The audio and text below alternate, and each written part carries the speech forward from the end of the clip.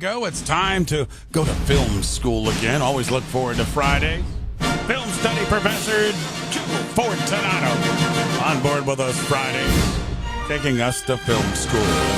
This morning we're going to go back to the early 1980s, and the reason we're bringing this in because of passing away of certainly a legend when you talk about directing and producing, and I'll let Joe take the story from there. Joe, it's your turn, my friend.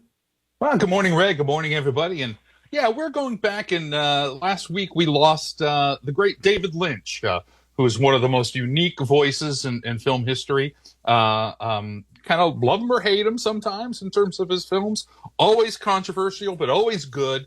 And he passed away last week, and we thought we'd honor him by doing one of his big films and probably his most popular, accessible films, because like I said, he tended to be a little avant-garde in some of his films. This is a little bit more mainstream. I'm talking about The Elephant Man from 1980, which was released October 10th, 1980. And as we've been mentioning, it was directed by David Lynch, and it was written by Christopher, Eric Bergen, and David Lynch. It stars the great Anthony Hopkins, John Hurt, Anne Bancroft, and John Gielgud. It was nominated for 8 Oscars, including Best Picture. It didn't win any, completely shut out, which is very unusual when you have that many nominations. And another interesting tidbit about that year's Oscar was a wild one. There were actually 2 black and white films. For those who don't know, Elephant Man is was shot in black and white. There were 2 black and white movies nominated for Best Picture in that year. The other was Raging Bull. Both Raging Bull and The Elephant Man lost to Ordinary People, which is widely considered one of the greatest Oscar blunders of all time. No shade to fans of Ordinary People. But anyway, just sort of one of those quirkiness of that.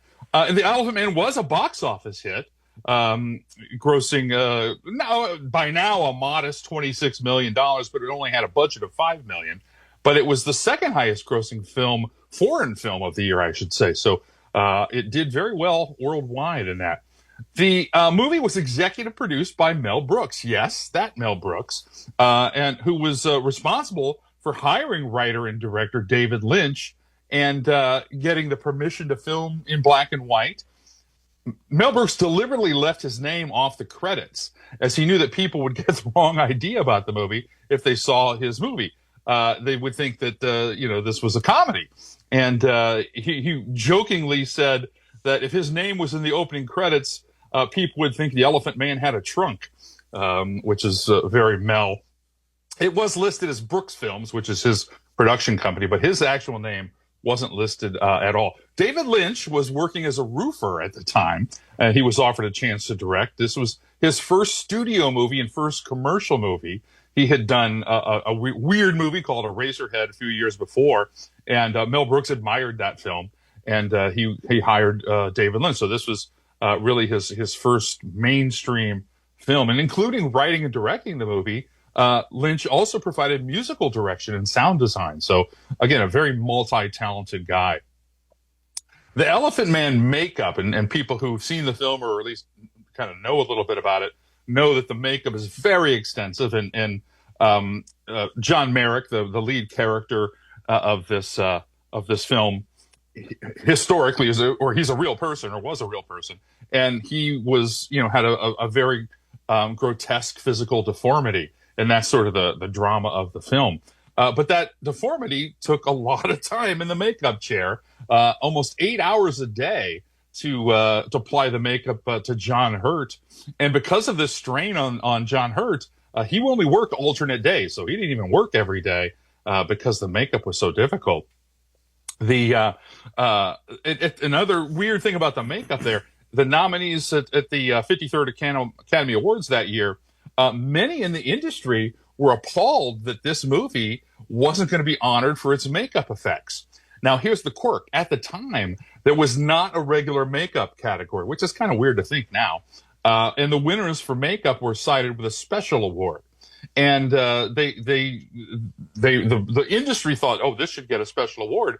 Well, the governors of the Academy disagreed. They did not give out a special award. But what they did do in response to this outcry was decided a year later to have their own category for makeup. So essentially, it's because of The Elephant Man that we now have a makeup category. And the Oscar nominees were just yesterday. I'm sure we'll talk about that at some point in the future. But that's some quirkiness about the Oscars and makeup. Joe, what's interesting about this movie, at least I've had some, I don't want to say concerns or anything, but the movie's in black and white. And then certainly the figure and the grotesqueness of the figure. It's interesting how well this movie did. And I remember back in 1980, everybody couldn't wait to see it, and everybody was talking about this film. Yeah, it was, like I said, a very popular film. Yeah. It's I don't know if I want to use the word heartfelt, but it's a very strong drama. The character of John Merrick and his story is a very interesting one, a very human one. There was a little bit of a controversy that a lot of the stuff that happened in the movie was not true, or it was highly dramatized for dramatic purposes. So there was a little bit of that. John Merrick in real life was a very intelligent and well-read gentleman, and he kind of is that in the movie as well. But he was not mistreated as much in real life, which is a great thing, of course, to know. As he was in the movie. And a lot of that was depicted for, again, dramatic purposes. He was never abducted from the hospital. The despicable night watchman never existed. He had a fairly peaceful and uneventful, if not short life in the hospital. And he was actually genuine business partners, 50-50 with his the person in the movie depicted as the circus person. So his real life was not nearly as shall I say, ugly as it was depicted in the film, which is, that's a good thing in real life. But, for dramatic purposes, sometimes people weren't so keen on that. You mentioned popularity.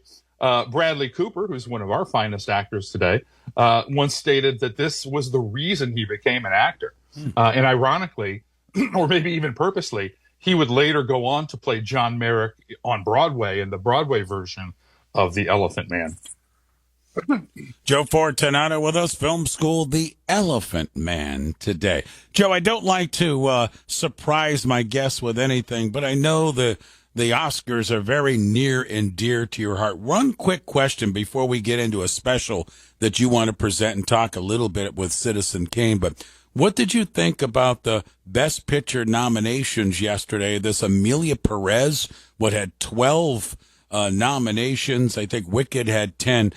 Overview from you yesterday with the Oscar nominations. Well, this is a long topic, and we probably won't have time right now. Right. You're right. I don't have my notes in front of me, but I have been thinking about this. I thought, generally speaking, most of the predicted nominations happened. One surprise for me was the fact that Nickel Boys got into the Best Picture. There was 10 Best Picture nominees. That Nickel Boys got one of those slots, and that's been well-regarded film all award season, but it didn't seem to have the momentum to get into Best Picture, and it only had one other nomination, and that was for writing. So that's pretty unusual for a film to have nothing else and get into Best Picture, or only one other award and get into Best Picture. I was a little bit surprised that The Substance also got into one of the 10. It was widely expected that Demi Moore would get a nod for Best Actress, and she did, and rightfully so, I believe. But the movie, The Substance, is so weird, and I didn't know the movie itself would rise to the level of Best Picture, but it did. So, a couple of surprises. I think another big surprise in the acting category was that, and his name is escaping, our current James Bond didn't earn a best actor. Daniel Craig, sorry, didn't earn a Best Actor for the movie he was in this year, and that was a little bit of a surprise. But I think all in all, it's a pretty good field. There's a popular movie like Wicked and a lot of artistic films. So it'll be interesting to see how the next month or so develops. Well, we'll do more on that certainly in the weeks ahead. But let's talk about something you've got going on today involving one of your favorite movies, and that's Citizen Kane. Yeah, actually, it's Monday, so I'm going to sorry. give people a little bit of time. Okay. But no, that just teased me up to say that. For those of you who are local here in the Ohio area, some of you have joined us for Fortunato Film School Live down at Gillies, and hopefully we'll be doing another one of those soon in the spring. But it's pretty rare that I'm doing this online for free for anybody in the country, anywhere. And that is happening Monday night. I'm going to be doing Fortunato Film School Citizen Kane, one of my favorites, on Monday night. And this is going to be a live event in Arizona. So if you happen to be listening to us in Arizona, come on down to the theater at the ASU Mix Center in Mesa and see this event. But for most of you listening, either in the Ohio area or anywhere in the country, you're going to be able to log on via Zoom and attend this screening with me. So it's a regular Fortunato Film School. I'll do a little intro, then we'll watch the film together, and I'll do live commentary on it, and then we'll discuss it at the end. And this is going to be happening for free. It is no cost, hosted by Arizona State and the Sidney Poitier New American Film School, where I work. And I'm very excited about this. This is happening Monday, January 27th, so in a couple of days. It's 6 p.m. Arizona time, which is 8 p.m. Our time here in Ohio. I can't figure out all the time zones for everybody around the country, but you'll have to do that. And if you're interested, the information is in two places. I think the easiest one, if you're on Facebook, is just to go to Facebook and search Fortunato Film School Citizen Kane. It's a public event. It should pop up. And there will be the Zoom link that people will need for Monday. And again, if you're local, the address in Mesa, Arizona to go attend this. If you don't have Facebook, it's a little bit of a couple of steps. You can Google ASU events and then go to that page and then search for Citizen Kane, and it should pop up.